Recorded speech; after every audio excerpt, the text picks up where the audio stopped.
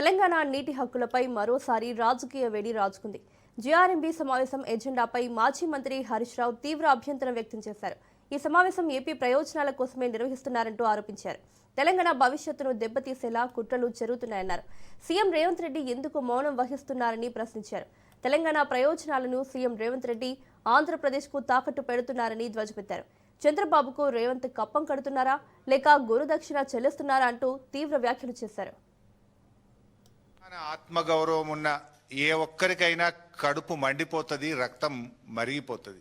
తెలంగాణ ప్రయోజనాలను దెబ్బతీసే విధంగా ఆ ఎజెండా వస్తే మరి ముఖ్యమంత్రి రేవంత్ రెడ్డి ఏం చేస్తున్నట్టు? తెలంగాణ భవిష్యత్తును ఆగం చేసే విధంగా, తెలంగాణకు సాగునీరు దక్కకుండా అంత కుట్రలతో కూడినటువంటి ఎజెండా వస్తే రేవంత్ రెడ్డి గుడ్డి గుర్రం పళ్ళు దోముతుండా, లేదు మొత్తం తెలంగాణ నీటి ప్రయోజనాలను ఆంధ్రప్రదేశ్ కు తాకట్టు పెట్టదలుచుకున్నాడా? What is that you are doing? Chandrababu Naidu తెలంగాణకు ద్రోహం తలపెట్టాలని చూస్తే ఎందుకు రేవంత్ రెడ్డి మౌనంగా ఉంటున్నాడు? రేవంత్ రెడ్డికి తెలంగాణ సోయి లేకనా? రేవంత్ రెడ్డికి తెలంగాణ ఆత్మగౌరవం లేకనా? రేవంత్ రెడ్డి గురుదక్షిణ చెల్లించడం కోసమా?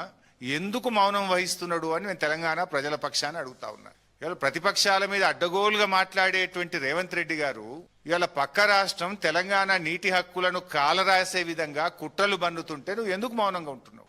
మాట్లాడితే గుడ్లు వీక్తా, పేగులు మెడలేసుకొని తిరుగుతా అని ఒంటికాల మీద లేనిపోని దానికి ప్రతిపక్షాల మీద విరుచుకుపడే నువ్వు తెలంగాణ జాతి ప్రయోజనాలు, ఈ రాష్ట్ర ప్రయోజనాలను శాశ్వతంగా సమాధి గట్టేటువంటి విధంగా ఇవాళ పక్క రాష్ట్రం కుట్రలు చేస్తూ ఉంది. అది ఎజెండా మీదకి వస్తే ఎందుకు నువ్వు మాట్లాడతలేవు? కొత్త ప్రాజెక్టులకు అనుమతులు ఇవ్వడం కాదు, ఇచ్చిన ప్రాజెక్టుల అనుమతులు రద్దు చేయండి. తెలంగాణ నోటికాడ బుక్క లాక్కోండి.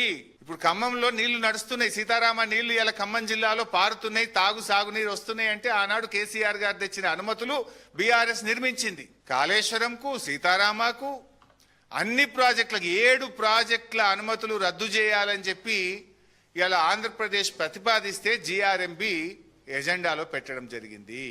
కేంద్ర ప్రభుత్వం చైర్మన్ గా ఉంటే ఒకవైపు తెలంగాణ ఇంజనీర్లు ఉంటారు, అందులో ఆంధ్రప్రదేశ్ ఇంజనీర్లు కూడా ఉంటారు. మరి జీఆర్ఎంబీలో ఈ ఎజెండా తయారైతుంటే తెలంగాణ ఇంజనీర్లకు పట్టి లేదా? తెలంగాణ ఇంజనీర్లు చెప్పినా కూడా రేవంత్ రెడ్డి సైలెంట్గా ఉన్నాడా? అసలు ఈ ఎజెండా ఎట్లా వచ్చింది?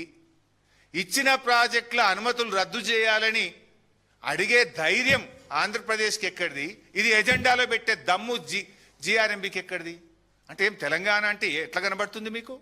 త్యాగాల పునాదుల మీద, పోరాటాల మీద సాధించుకున్న ఈ తెలంగాణ నీళ్ల కోసం జరిగిన ఈ ఉద్యమంలో ఇవాళ కేసీఆర్ గారు కష్టపడి 383 టీఎంసీల గోదావరి జలాలకు మేము అనుమతులు తెచ్చినాం. తెచ్చిన అనుమతులు రద్దయితాయా? ఆంధ్రప్రదేశ్ మరియు కేంద్రం కలిసే ఈరోజు తెలంగాణ గొంతు కొయ్యాలని చూస్తా ఉన్నారు. ఈ విషయాన్ని ఇవాళ కేంద్ర మంత్రి కిషన్ రెడ్డి గారు కూడా చెప్పాలి. దీనికి మీరు కూడా భాగస్వామ్యమా? తెలంగాణ ప్రయోజనాలు కాపాడే బాధ్యత తెలంగాణ మంత్రిగా కిషన్ రెడ్డి గారికి, బండి సంజయ్ గారికి ఉందా లేదా? తెలంగాణ బీజేపీ ఎంపీలు మరి తెలంగాణ హక్కులు కాపాడడానికి ముందుకొస్తారా రారా?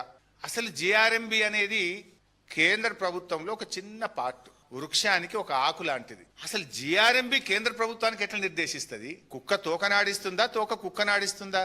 కేంద్ర ప్రభుత్వం పెద్దదా, జీఆర్ఎంబీ పెద్దదా?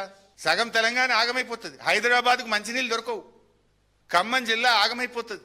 మీకేమైనా సోయి ఉందా? మీరు పరిపాలన చేస్తున్నారా? ఏం చేస్తున్నారు? ఎంత ధైర్యం ఉంటే ఇది ఎజెండాలో వస్తుందండి? గుండె రగిలిపోతుంది ఒక ఉద్యమకారుడిగా. ఇలా తెలంగాణలో ఉన్న ఏ ఉద్యమకారుడైనా సరే, తెలంగాణ పౌరుషం ఉన్న ఏ వ్యక్తికైనా కూడా ఇలా ఆవేశం వస్తుంది ఈ ఎజెండా చూస్తూ ఉంటే. ఇలా బీజేపీ నాయకులు కూడా దీన్ని స్పందించాలి. ఎట్లా పెట్టదు జీఆర్ఎంబీ ఎజెండాలో? దీన్ని రివ్యూ చేయండి, జీఆర్ఎంబీని పిలవండి, ఇది ఏ రకంగా ఎజెండాలో వచ్చిందో అడగండి. అంటే ఆంధ్రప్రదేశ్ చెప్పంగానే జీఆర్ఎంబీ పెట్టేస్తుందా?